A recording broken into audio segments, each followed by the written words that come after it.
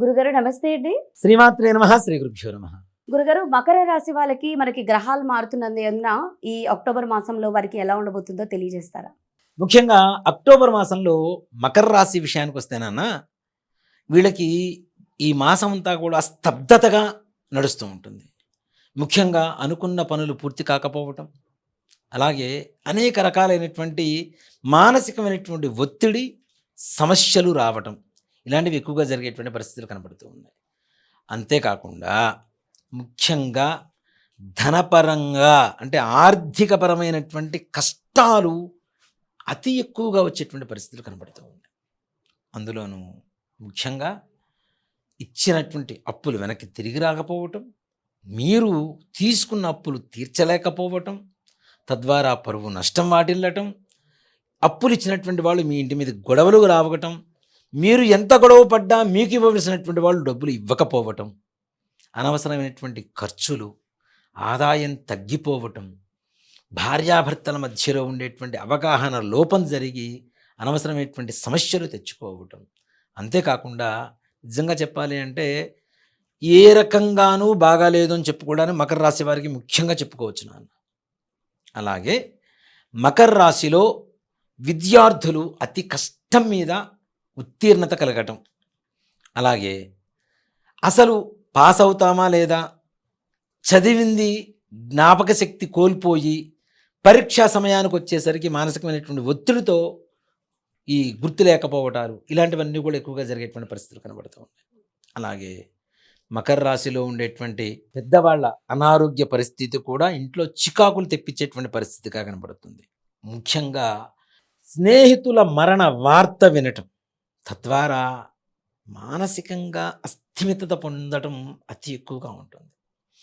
అలాగే ముఖ్యంగా ఇంట్లో పిల్లలు మాట వినకపోవటం, పైగా మీ పిల్లలు చెడు వ్యసనాలకి దగ్గరవ్వటం, చెడు స్నేహాలు చేయటం, తద్వారా కూడా మీకు మానసికమైనటువంటి అప్రశాంతత.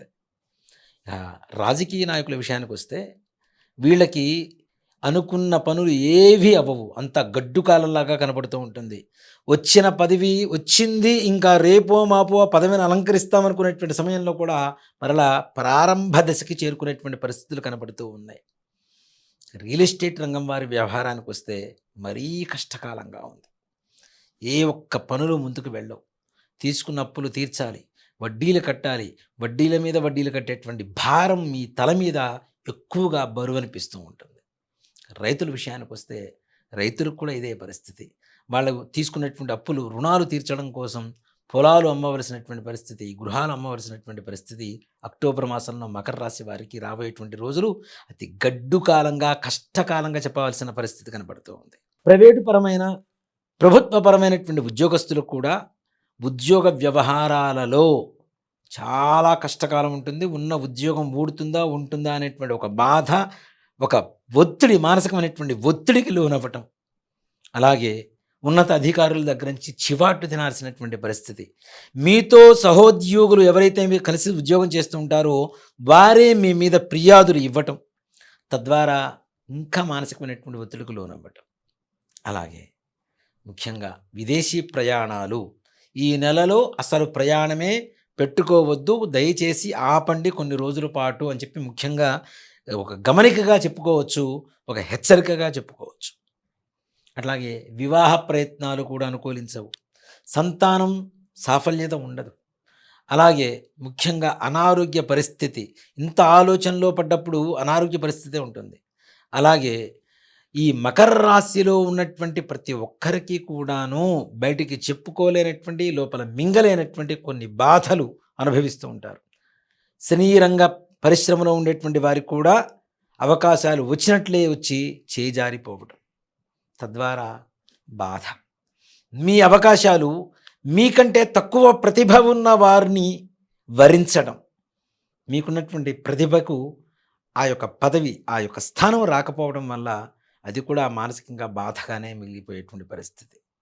ఇలా ఆర్థిక, సంతాన, వైవాహిక, ఆరోగ్య, వృత్తి, వ్యాపార, శరీరంగ పరిశ్రమ వారికి కానివ్వండి, ఎవరికైనా సరే మకర రాశి వారికి అక్టోబర్ మాసంలో ఏ విధమైనటువంటి సత్ఫలితాలు అందవు కాక అందవు.